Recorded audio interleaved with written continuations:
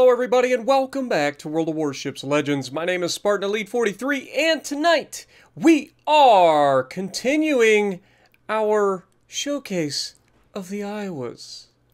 We did BB-61 yesterday, so it's only right that today we do BB-62, aka USS New Jersey, aka the most decorated battleship in US history.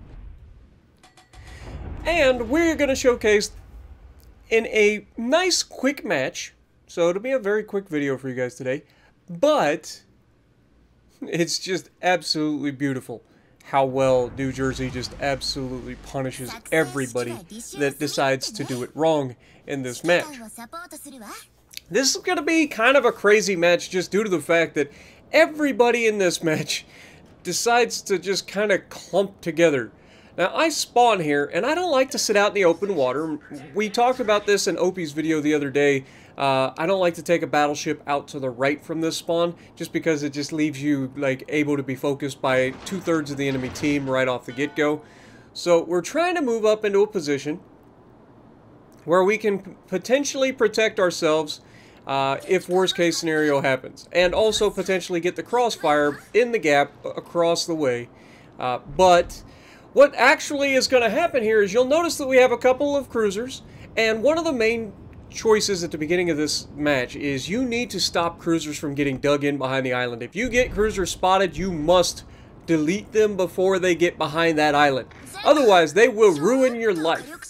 And fortunately for us, it's a carrier game, so the Cleveland gets spotted making the only turn he can make, which is going to lead to his, wait for it,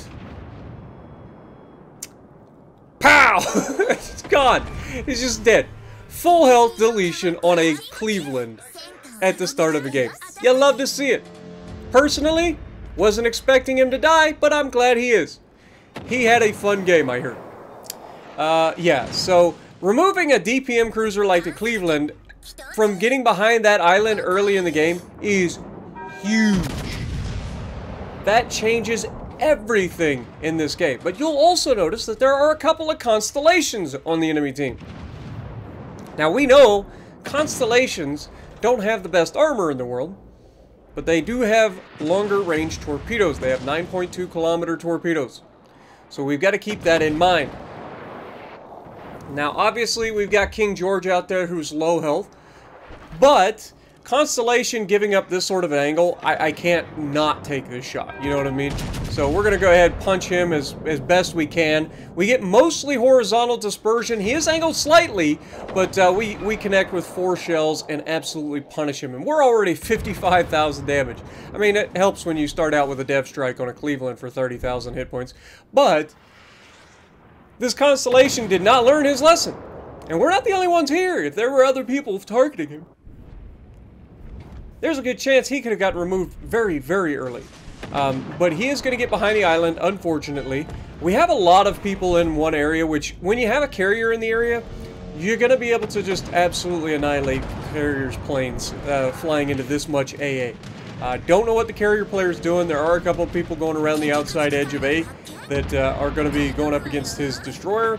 I understand the carrier wants to get damage, but flying your squadrons, especially early game, straight into a group of ships is just a surefire way to get deplaned as quickly as possible.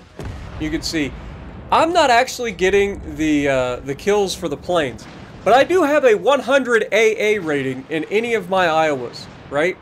Iowas are notorious for having the most AA that I'm aware of in World War II. In terms of just raw ability to output AA. Remember, we had 20 5-inch 38s, which are some of the best anti-aircraft secondary, dual-purpose secondaries in the world during World War II. It was such a good mount that the US Navy used it on everything. And the Iowas had 20 of them. Well, 10 each. 10 total turrets, which are dual gun turrets. Now, this Constellation comes in, he obviously wants to punch somebody, but unfortunately, some of our shells are actually going to pass through our teammate here. This is, again, one of the downsides of getting bunched up. Like, I'm trying to maneuver an 887-foot-long battleship in the span of not running into other battleships where we are right next to each other. And honestly, I think we've done a pretty good job of avoiding each other. But we do manage to take out the Constellation as a team. North Carolina is suddenly feeling like he's going to be the center of attention, so he's trying to get close to the island. We've got... Ouch. I just punched my desk. We've got another battleship behind him, and we have the Belfast 40... Or no, it's just regular Belfast. Belfast in the middle of the map. Now, one of our battleships managed to die to the destroyer, but between the two of them, they killed the destroyer. That's a fine trade for me. They managed to hold that flank, kill the destroyer, and start to flip the cap. And they have a potential to take on this enemy Belfast, which should not be difficult at these ranges to take out a Belfast in a battleship, okay? He's really not that scary. Now, with all of that being said, we're going to try to move forward and be more aggressive. We have the numbers advantage. We need to start to push forward. And I'm hoping that as we push forward, our teammates will also start to push forward with us. Our destroyer, he had to get his torpedoes off. I get that. But then he starts to revert. He's kind of like Austin Powers in. That's on him. Like, I'm going forward, right? 887 feet long. The law of the ocean is to yield the tonnage. Like, you just get the heck out the way of the battleships. You know what I'm saying? You are the smaller, more agile ship. Get out the way. But this North Carolina, there's really nothing he can do here. Surprisingly, he is going to get away with quite a bit here, just due to RNG and me maybe not taking the best shots. But he knows that he's got no chance here. The other battleship that's with him is running away. The Belfast has now died, and it is just the carrier and these two battleships, and you've got a pretty healthy New Jersey bearing down on your location. Now here, this is where I make a big mistake. I aim center of mass, thinking he was going to overturn. He does not. We managed to get a couple of penetrations, but we also managed to screw up and hit the belt armor, which was still angled, and managed to shatter or bounce a couple of those rounds as well. So we didn't get the kill. Now, he is starting to back up. We've got the Poltava all the way out there, spamming HE the entire game. I don't know. But you can see I'm starting to measure him up. I'm thinking, okay, well, somebody just citadeled him. We're going to see if we can't help with that. And at this range, if we citadel him, he's going to feel it.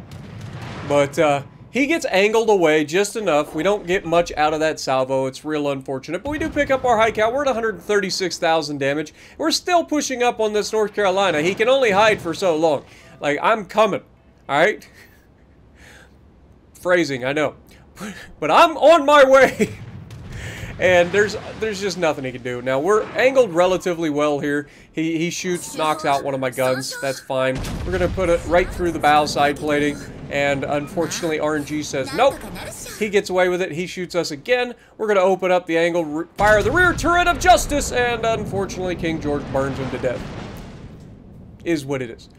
But all that leaves is a carrier that's nowhere to be found, and a Poltava, and they only have 9 points left as a team. So as soon as this Poltava dies, that's a game over. User wins. So yeah, this was a fun game. I mean, getting to see the Cleveland get dev struck, getting to see the crazy aggression from the red team in the Constellations, and it was a fun match. I thought you guys would enjoy watching this one as well. I apologize for not streaming on the 4th of July. I was thinking about streaming, and then I saw everybody else was streaming yesterday, so I was just like, you know what? I'll just wait. I'll do my stream on Wednesday like I normally do. So I will be streaming this afternoon. So hopefully you guys are ready for that. We will definitely be doing an American-themed stream. But we got Poltava turning broadside. He's just kind of begging for it. And this should be the end. And unfortunately, we managed to overpin a couple of shells and leave him with just enough to get away. Or at least just enough for somebody else to hit. Now, to their credit, the Poltava is now at 49 points, but it's still not enough. So they still end up with 0 points, so we cannot end up killing the carrier as well. Could have gotten a little bit more. But 150,000 damage, first blood, high cal, dev strike, 57 targets hit. A nice, fun, exciting game for you guys over quickly. Let me know what you guys think. Are you guys excited for the 3 days of Iowa-class battleships? We already did the Iowa. We've done the New Jersey. Tomorrow, we will finish up our Iowas with none other than the Mighty Mo, Missouri. So, if you like what I'm doing, punch the like button, leave a comment below, subscribe to the channel if you haven't already, and as always, I will see you in the next video.